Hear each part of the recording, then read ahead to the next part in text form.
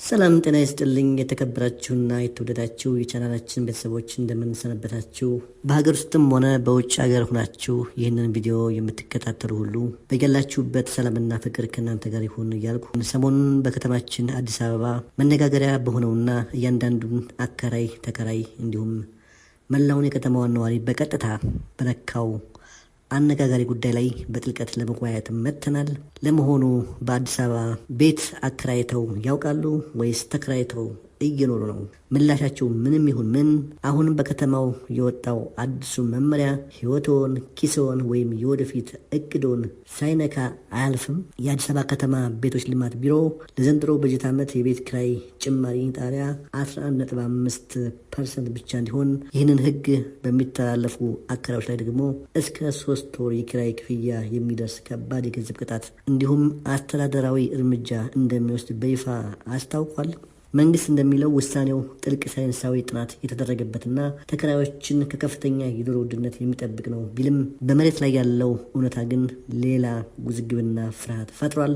አከራዮች በግል ንብረታችን ላይ መንግስት መብት የለውም እያሉ ሲሆን፣ ተንታኞች ደግሞ ውሳኔው የቤት እጥረቱን ይበልጥ ያባብሰዋል የሚል ስጋት አላቸው። በዛሬው የ15 ደቂቃ ሰፊ ትንታኔያችን የአዲሱን መመሪያ ዝርዝር ክልከላዎችና በህገ መንግስቱ ዙሪያ የተነሱትን የሙግት ነጥቦች፣ የዋጋ ግሽበቱ በአከራዮች ላይ የሚፈጥረውን ጫናና ይህ ውሳኔ በረጅም ጊዜ በኢትዮጵያ የቤት ገበያ ላይ የሚያስከትለውን እውነተኛ መዘዝ ቁልጭ አድርገን እንመለከታለን። እስከ መጨረሻው አብራችን ቆዩ።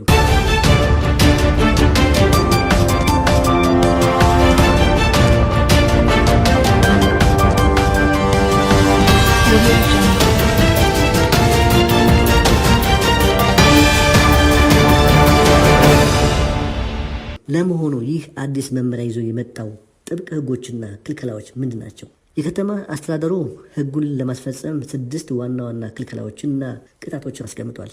የመጀመሪያው ከ11.5% ዓመታዊ የቤት ኪራይ ጭማሪ ጣሪያ በላይ መጨመር በጥብቅ የተከለከለ ነው። ሁለተኛ፣ በማንኛውም ደረጃ የቤቶች ልማትና አስተዳደር ጽሕፈት ቤት ሳይመዘገብ በአከራይና ተከራይ መካከል የሚደረግ ማንኛውም አይነት የመንደር ውል በህግ ፊት ዋጋ የለውም የሚል ነው። ሶስተኛው፣ የመኖሪያ ቤት ኪራይ ውል እድሳትን አለመመዝገብ ወይም ሆን ብሎ መሸሽ ክስ ያስከትላል። ቀደም ሲል ሲከራይ የነበረን ወይም ግንባታው ያለቀን አዲስ ቤት ሆን ብሎ ያለ አገልግሎት ባዶውን ማቆየት በፍጹም አይቻልም። አራተኛ፣ ቀደም ሲል ሲከራይ የነበረን ወይም ግንባታው ያለቀን አዲስ ቤት ሆን ብሎ ያለ አገልግሎት ባዶውን ማቆየት አይቻልም። አምስተኛ፣ የቤት ኪራይ ክፍያን በእጅ ካሽ መክፈል የተከለከለ ሲሆን በባንክ ወይም በህጋዊ የኤሌክትሮኒክስ መንገድ ወይም በዲጂታል ብቻ መፈጸም አለበት ይላል። ስድስተኛው፣ እነዚህን ህጎች መጣስ እስከ የ3 ወር ሙሉ የኪራይ ገቢ የሚደርስ ከባድ የገንዘብ ቅጣትና ተጨማሪ አስተዳደራዊ እርምጃዎችን ያስከትላል። መንግስት እነዚህን እርምጃዎች የወሰደው ተከራዮችን ካልተገደበው የዋጋ ጭማሪ ለመጠበቅና በከተማዋ የኪራይ ገቢ ላይ የተወሰነ መረጋጋት ለመፍጠር እንደሆነ ይናገራል። ነገር ግን ይህን መመሪያ ተግባራዊ ለማድረግ የተመረጠው መንገድ በአከራዮችና በህዝብ ዘንድ ከፍተኛ ስጋትና ቅሬታ አስነስቷል። ለምን? መመሪያው ይፋ ከሆነበት ቀን ጀምሮ የበርካታ ሰዎችን ትኩረት የሳበው የህግ የበላይነትና የንብረት ባለቤትነት መብት ጉዳይ ነው። በርካታ የህግ ባለሙያዎችና አስተያየት ሰጪዎች ይህ ውሳኔ በኢፌዴሪ ህገ መንግስት ላይ የተቀመጡትን መሰረታዊ መብቶች ይጥሳል በማለት በጽኑ ይሞግታሉ። በተለይም በህገ መንግስቱ አንቀጽ 41 ላይ የተቀመጡት መብቶች ተጠቃሽ ናቸው። አንቀጽ 40 ላይ እያንዳንዱ ዜጋ የግል ንብረት የማፍራትና በንብረቱ በነፃነት የመጠቀም መብት እንዳለው ይደነግጋል። አንቀጽ 41 ላይ ደግሞ ዜጎች በመረጡት የኢኮኖሚ ዘርፍ የስራ መስክ የመሰማራት መብታቸውን ያረጋግጣል። ታዲያ መንግስት ራሱ አንድም ጡብ ባላኖረበት የሲሚንቶና የብረት መግዣ ድጋፍ ባላደረገበትና ግለሰቦች በላባቸውና በድካማቸው በደማቸው በገነቡት የግል ቤት ላይ የዋጋ ተመን ለመቁረጥ እንዴት ፈላጭ ቆራጭ መሆን ይችላል የሚል ነው። ይህ አሰራር ነፃ የገበያ ስርዓትን የሚጻረርና አከራዮችን በንብረታቸው የማዘዝ መብት ሙሉ በሙሉ የሚነፍግ ነው የሚሉ የሙግት ድምጾች በስፋት እየተሰሙ ነው። መንግስት የኪራይ ገቢውን ለመቆጣጠር የወሰደው እርምጃ የግል ንብረት ባለቤትነትን አደጋ ላይ ጥሏል የሚል ስጋት ደግሞ በከተማዋ ላይ አንዣቧል። የብዙዎች ትችት እንደሚያሳየው በአሁኑ ሰዓት በአዲስ አበባ ያለው ትልቁ የቤት ችግር የቤት ኪራይ መውደቅ ብቻ አይደለም። የችግሩ ዋና ምንጭ በተሳሳተ የኢኮኖሚ ፖሊሲ ምክንያት የመጣው የኑሮ ውድነትና የህዝቡ የመግዛት አቅም መዳከም ነው። በገበያ ላይ ያሉ እንደ ጤፍ፣ ዘይት፣ ስኳርና ሌሎች መሰረታዊ የፍጆታ እቃዎች እንዲሁም የትራንስፖርት አገልግሎቶች ዋጋቸው በየቀኑ በከፍተኛ ሁኔታ እየጨመረ ነው። የኢትዮጵያ ብር የመግዛት አቅም ደግሞ በጣም በከፍተኛ ሁኔታ ወርዷል። በእንዲህ ያለ ሁኔታ በሁሉም ሸቀጦች ላይ የዋጋ ጭማሪ እየተደረገ በአከራዮች ላይ ብቻ የ11.5% ዓመታዊ የዋጋ ገደብ መጣሉ ምን ያለው ፍትሐዊ አሰራር ነው የሚሉም ተቾች ይሰማሉ። እስቲ ይህንን እውነታ በጥልቀት እንመልከት። በአዲስ አበባ ውስጥ ቤት የሚያከራዩት ሁሉ ባለሀብቶች አይደሉም። በከተማዋ የሚኖሩ በርካታ ጡረተኞች አሉ። በእድሜ የገፉ አቅመ ደካሞች አሉ። ባልቴቶች አሉ። ሌሎች ቋሚ የስራ የሌላቸው ዜጎች አሉ። እነዚህ ወገኖች ኑሯቸውን፣ ሕክምናቸውን፣ ለዕለት ጉርሳቸው የሚሆን ገቢ የሚያገኙት በወጣትነታቸው በለፉበት ጠባብ ቤት የኪራይ ገቢ በሚያገኟት ገንዘብ ነው። በገበያ ላይ የሽንኩርትና የጤፍ ዋጋ በ3 እና በ4 እጥፍ ሲጨምር የእነዚህ ተጋላጭ አረጋውያን የቤት ኪራይ ገቢ ግን በ11.5% ብቻ እንዲያድግ መገደቡ እነዚህ ወገኖች ይበልጥ ለድህነት የሚያጋለጥና የኑሮ ዋስትናቸውን የሚያሳጣ ብስለት የሌለው ውሳኔ ሲሉ አንዳንድ ሰዎች በምሬት ሲገልጹት ይሰማል። እውነቱን ለመናገር ለአሁኑ የቤት እጦትና የዋጋ መናር ዋናው ተጠያቂው ማን ነው?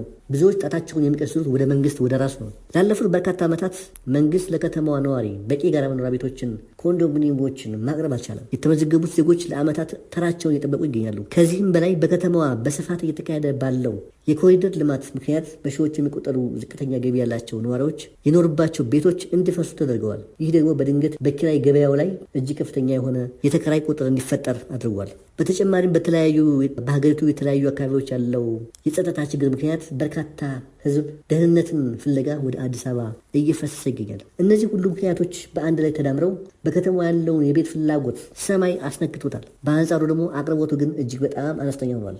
መሰረታዊን የኢኮኖሚ ህግ ማለትም የአቅርቦትና ፍላጎት አለመጣጣምን ሰፕላይ ኤንድ ዲማንድ ሚስማች ሳይፈቱ ጉዳዩን በፖሊስና በህግ በማስፈራራት ችግሩን ለመፍታት መሞከር ችግሩን ይበልጥ እንደሚያባብሰው ባለሙያዎች በከፍተኛ ሁኔታ እያስጠነቀቁ ይገኛሉ። ታዲያ ይህ ውሳኔ በዋናነት ምን ሊያስከትል ይችላል? ብዙዎች የሚሰጉት ውሳኔው በተግባር ሲውል አከራዮች ቤቶቻቸውን ከገበያ እንዲያስወጡ ወይም ደግሞ ይበልጥ ስውርና ድብቅ የሆኑ ህገወጥ አሰራሮች እንዲበራከቱ በር ይከፍታል የሚል ነው። ተከራዮች በህግ በተቀመጠው ዋጋ ውል ተፈራርመው ከጀርባ ግን አከራዩ የሚፈልገውን ተጨማሪ ገንዘብ በኮሚሽን ወይም በጥሬ ገንዘብ በድብቅ እንዲከፍሉ ሊገደዱ ይችላሉ።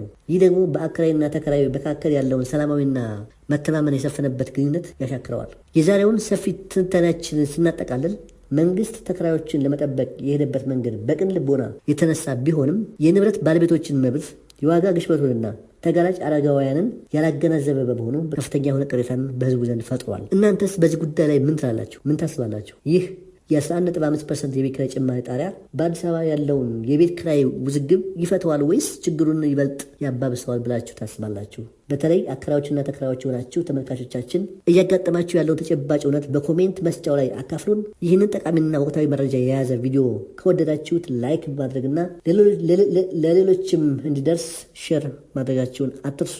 ለቻናላችን አዲስ ከሆናችሁ ደግሞ ሰብስክራይብ በማድረግና የደወል ምልክቷን በመጫን በየሳምንቱ የምናዘጋጃቸውን መሰናዶዎች በቅድሚያ እንዲደርሳችሁ አድርጉ። በያላችሁበት ሰላምና ጤና ለሀገራችን ኢትዮጵያ ይሁን።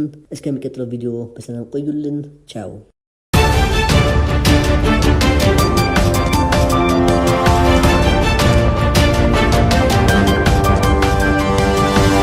Audio